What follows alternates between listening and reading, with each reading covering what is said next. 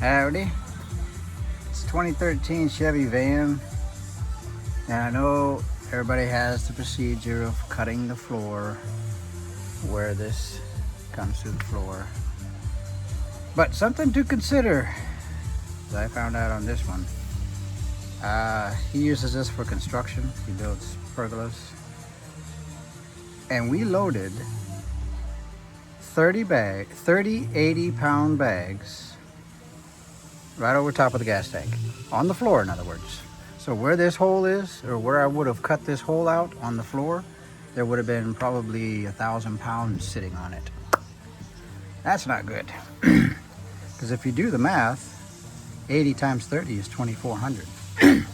2,400 is a 1 ton plus 400 pounds.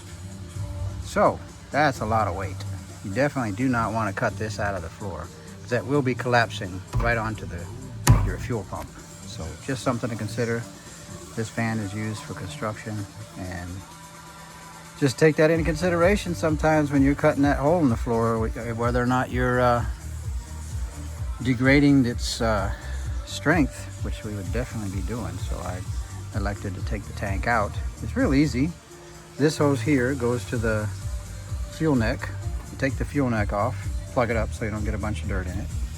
There's 2 lines here to take off, and the 2 wires for the pump. That's it.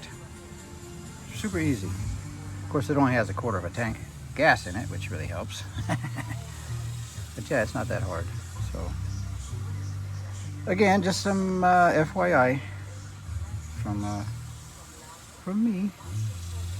Okie dokie. Alrighty. Well, happy trails. Hasta luego. See ya.